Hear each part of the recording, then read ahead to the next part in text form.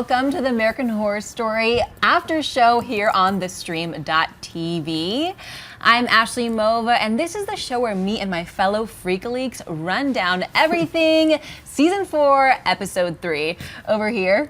Hey, I'm Lauren Francesca, and I make YouTube videos and talk about scary things that are weird. And over here. Hey guys, Xavier Brinkman here with you, and I'm ready to get into it. This was good. I like this episode. Yeah, getting into the meat of things. And way over there. Hi everybody, I'm Janessa Rose, and I heard Lana Del Rey in this episode, so I am sold and ready to talk about it. We're all happy campers, but before we get started, we want to give you guys a quick reminder to send the links to your friends. Let them join in on this party, and also make sure to tweet in your questions using the hashtag AHSAS, that stands for American Horror Story After Show, and then we'll get to your questions later on in the show. And also a quick shout out to the American Horror Story Twitter fan page. If you haven't checked them out at AHStory. Lots of good stuff over there. All right, guys. So Nailed the hashtags. Well done. I know, right? High five. That's tongue twister right there. Lots of A's, H's, all that stuff. Tonight's episode was really meaty. You know, we've already got that character work going, but we got into the story of things now, if you will. Starts off with two new characters played by Emma Roberts and Denis O'Hare. Yes. So what do we think that their intentions are? I'm excited. I mean, I love Denis O'Hare. I'm a huge fan of him from True Blood. So I'm just like excited. I think they're gonna definitely try to take advantage of everyone. I don't know. I really hope they don't kill the twins, but maybe they'll seductively go in there and try to get their organs. It's a pretty interesting start. I mean, Denis O'Hare's already like some kooky gay fetish thing going on. Yeah, right? He's always gay, right? Yeah, I mean, he's been some weird characters, but so obviously they're complete con artists and coming in to take advantage and exploit these people. So, I don't know, maybe, I mean, we'll get into it later, but maybe Edward Mordrake will take Emma Roberts because he's got to pick someone to kill, right? Oh, and if her intentions aren't pure, maybe he'll take her. I would definitely like But that. I want her to stay. I don't want her to go yet. I'm saying not because she just got there, right? I'm so happy that she's in here and she looks so cute and she's conning everybody. I'm so happy about this right now. By the end of this, we're just going to be fencing away because I cannot stand, not that I cannot stand, it's just hard for me to let Emma Roberts break out of her little childish shell. But she has already. She was did you see Palo Alto? Right. The Coppola movie? She's so good in that. It's just hard for like other, Disney stars and other Nickelodeon stars, people that start out when they're young, it's really hard for them to break out of their shell, and I just can't see past that show, Unfabulous. Someone commented it was called Unfabulous. I can't see her as a different character, but so far, I guess we'll see how it all plays out, but you can definitely see that they are totally up to something because when they were in that, it was kind of like a museum, right? They asked specifically about this one thing that belonged to a pair of Siamese twins, and they were like, oh my gosh, it's $5,000, and during the phone call, he was like, they're gonna be great bait. Sure, so I mean, obviously, if a liver is worth $5,000, like a two-headed woman is going to be worth a shitload. So, right, like all those parts. Just breaking it down, that's pretty much what they got. Well, I mean, their intentions are, they're not hiding it. That's what they're doing. So, yeah, it's good. I mean, they're both awesome actors. I'm stoked to see what's going to come out. She was pretty sweet. She said she didn't want to murder anybody so far. Do you see her having something with Jimmy? Like, do you see something like, because I could tell like Betty and Dot seemed like, and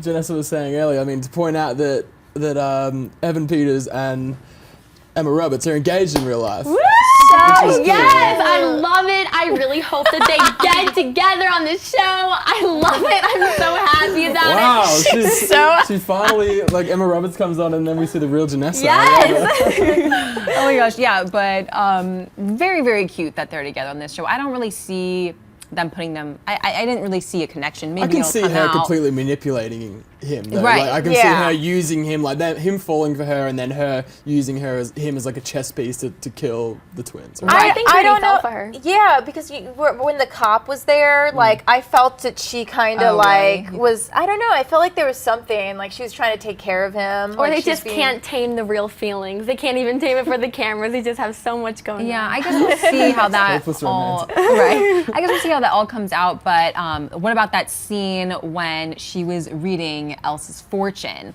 What do you guys think about that? That was creepy. Seems like she got really lucky with that. Hey, Yeah.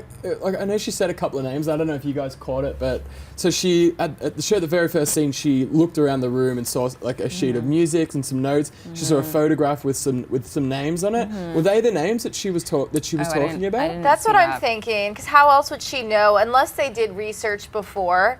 But then like he seemed so surprised when she called him and told him that there was Siamese twins there. Yeah. So I don't know if they did research. I mean, yeah, because she, Elsa just like reacted so well to it. She's like, oh my God, that's exactly right. So I don't know whether she completely fluked it and then got it right and she got hired. I don't know. I don't know if they did prior research. Yeah, they're just professionals, these fortune tellers. Yeah. Right. Trust them. So another con artists, fortune tellers. Con artists. Another huge thing that happened during this episode is that Ethel is now dying. How do we think that that's going to affect the rest of the freak show, especially Jimmy? That being her sad. It's so sad. Like I thought the guy was gonna kill her, like the Two-Faced guy. I thought, oh, this is why they said it. Like she's totally gonna die now. Is everyone getting used to Ethel's accent? No. Okay. People were writing us like crazy about this, but it's hard. We're just not familiar. We got some shade. We definitely got some. I'm sure she's doing a great job of it. I'm not familiar. I mean, I don't know about you guys. I'm not familiar with that type of accent, so I don't know if she's doing it correctly. But it's a little. I'm getting used to it, and obviously, it's a super tough thing to act out. But I don't even think it matters because that scene that we all saw, she needs an Emmy immediately for that. Yeah, the doctor scene. Ryan Murphy tweeted out as the scene was going, and Ryan Murphy was live tweeting the episode, and he tweeted, "This is Kathy Bates' best scene of the season." I retweeted that. No, he was probably right. Yeah, but she's definitely. Do you guys think that she's? So obviously the doctor said if you drink, not to touch a drop of alcohol, and so she was drinking. So is she trying to speed up the dying process? Seem like she cares. I think it's a coping mechanism. Maybe. Like some people who are definitely drinkers. Definitely kill her though, right? Yeah, it's gonna kill her. She's gonna die faster. I mean, maybe she was comfortable with the guy ending her life. So maybe she just is trying to kill herself. Maybe she's just suicidal, which is really sad. And she seemed really appreciative of the doctor actually telling her the truth. I did like, nice. Yeah, that was a good scene. But another scene that completely blew my mind. It really rubbed me the wrong way and a right way because the acting was great and it just freaked me out. Was the birth scene? Oh, that was disgusting. Like, that was so gross. That was so. She's like holding the tree. I know, and she's crying. Fill me in here. Sad. I'm a guy. I mean, I thought I knew about the birds and the bees, but I've never seen anyone give birth like that. That's how they all do it. You didn't know that? I thought no. You are in for a surprise. Yeah. I didn't listen in third grade. I mean, my favorite scene that she had tonight was when there was the showgirls and they had announced her. Like I was like, she's so amazing. And then the scene of her doing like bad Shakespeare, like she did it so good. Like she just showed like. You could tell she was just like in there, and like I felt like I was like rewatching her memories. Right. Like, and in the promos, so awesome. They made her look very glamorous in the promos, but I didn't see that side of her yet. So I was happy to see that she really was beautiful with her beard and everything. And like just so vibrant. Her skin looked great. I was like, wow, she looks awesome. No, she did look great, and that scene was very kind of what this whole season seems to be about. It was like over the top and this glitz and this glamour, which leads us to the scene where is American Horror Story becoming American Glee Story? Another song. You guys were talking a lot about the song these last couple of weeks. People, I mean, obviously people in the comments of like, we go through these comments, people like, we see what you're saying. And so we heard a lot of people saying they didn't like the songs like Snoozeville. I thought that was pretty harsh, like saying. I mean, it was only one time last week. I thought it was fine, and I think it was fine. I mean, Lana Del Rey cover. Lana Del Rey. I think it was awesome. Do you guys think it was too much or not? I thought it was awesome. I was like, she looked like. Just to see her like rocking out to Lana Del Rey, I'm like, yes, she can do it. She can make it. Like, I totally would buy her CD. Right. So. What I think is musicals are so hard for the public to like. Usually, like no one usually really grasps on to musical ideas. Maybe the American Horror Story demographic wouldn't, which is kind of a funny way to do it. It's cool. And I love musicals, so I'm down. Yeah, I mean, I majored in theater, so I'm right there with you. But there's just something. I don't know. Again, it wasn't overdone, so it didn't bother me that much. But if it continues to like build and become this whole thing, like they do a song every episode. It's kind of get a little bit cheesy. Though. It's not a musical theater song. We're not hearing like Broadway show tunes. It's like Lana Del Rey, so it's like a hip kind of. What do you guys? I mean, that's my other thing. What do you guys think of that? Like a freak show set in the 50s covering a song from now. I think that's oh my gosh, awesome. that is really awesome. Cool. I really hope that they cover the Melanie Martinez song that was featured in one of the promos, and she went to like the premiere and everything, and she's really cool and very American Horror Story, so I hope they do one of her songs. I think it's awesome. Thumbs up from me. I think that's so cool. Thumbs up. And so while she was singing, this Mordrake character appears, and we heard about him earlier on in the episode, and she kind of didn't fear him. Why do you guys think that she didn't fear him? Because she thought it was that guy who's going to change her life. Earlier on, she was getting her fortune told. So what do you guys think that connection's all about? I think that she wants him. Personally. So, was she mistaken thinking that he was the man that was going to come? That's what I'm thinking. That's what I was thinking. I feel like anyone who comes to like watch her perform and is staring at her and giving her all of her attention, she's just like, oh my God, this is it. I'm going to be a star. Like every episode just has that same through line of her wanting to make it, and it's like her #1 priority. Like when she like sent the twins back to their tent, I was like so happy. I was like, that's right. Like, yeah, they had that little confrontation, and earlier on, when Ethel was telling the story about Mordrake, the word asylum appeared, and we were talking a little bit about how the two might connect.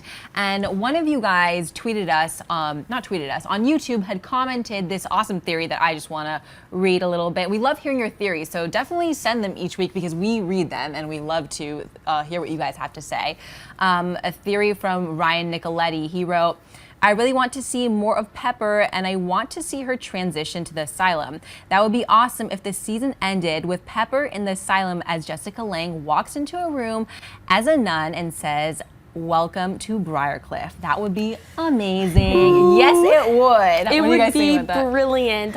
Oh my gosh, that gives me the chills just thinking about that. I feel like Elsa in this season, Jessica Lange, I feel like she's more weak than that other character, and I'd like to see her kind of be that boss again. I think Xavier, you were saying like how the two maybe might actually connect, because there's a lot of talk about that online. I mean, as far as I've seen, it's pretty much like fact, like cold hard fact that this is that's the idea. And I mean, there was so much, not controversy, but just a lot of speculation around it being the first time they've ever carried over the same character into different seasons. And I agree with our man here. I think, it's like Ryan Murphy, like the creators have given us like a little bit of like, they're like, make of it what you will. It'd be kind of cool to see a real connection at the end, like something like that happening. Yeah, because I've never done it before. Yeah, I feel like there's definitely going to be something like people always like throw those Easter eggs in just so people can kind of like be like, oh my God, now I get it. Right. I would definitely love to see the two intertwined. That'd be really cool. Just when to all comes concrete it together. for us, just to make it cement so that we know it's there. A relationship we saw a lot more of this episode was, you guys pointed out to us that was Patti LaBelle. It's hard for us to see sometimes when we're facepalm. I know. So Patti LaBelle's character and Dandy spoke a lot this episode. So why doesn't Patti LaBelle's character fear Dandy? Because she watched him wet the bed. She took care of him. She changed his diapers.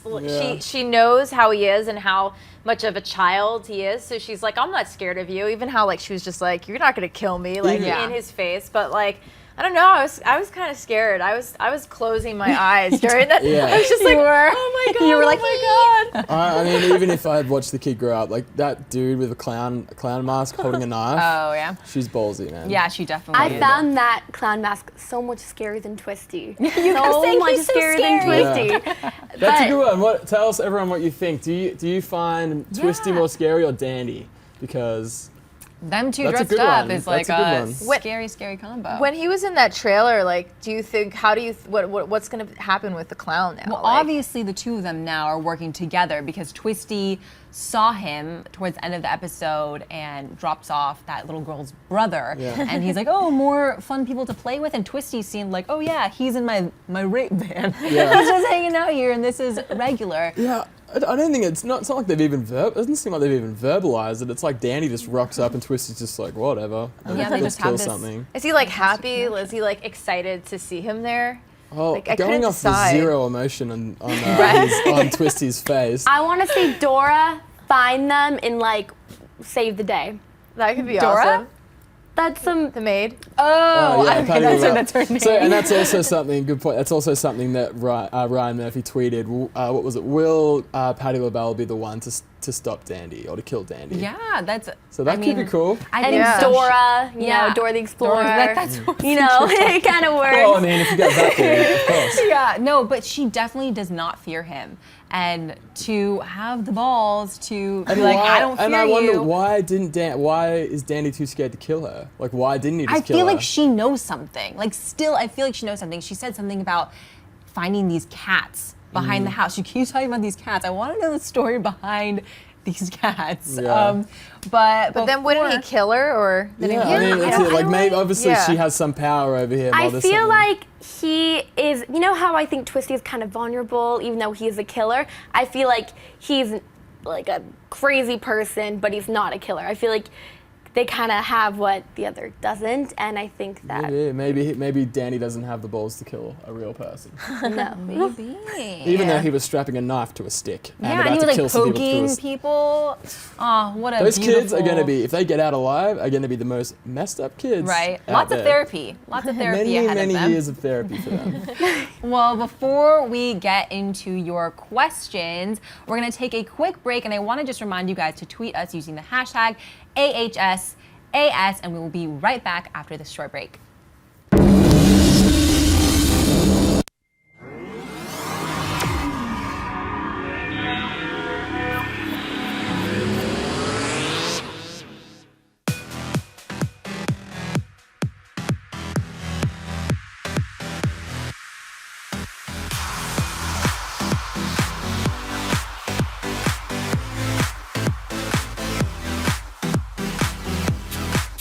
Just in case you missed it live.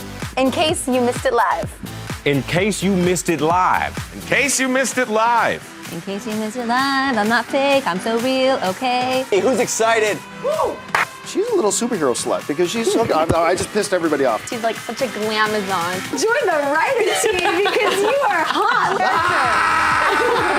And I loved it. That is like tension beyond belief. I found her to be deliciously out of control. We were all just looked at each other, just like, oh. So we can assume that you've written letters to inmates before. Give me the diamonds. I need them for my wife. Take charge and kill everyone. Fuck off this Holocaust coffin! You were agreeing with me, so I think it was a great point.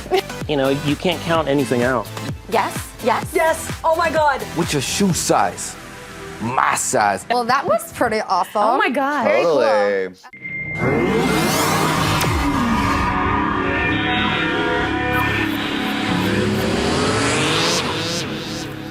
So yeah, guys, check out all the after shows we have here on theStream.tv.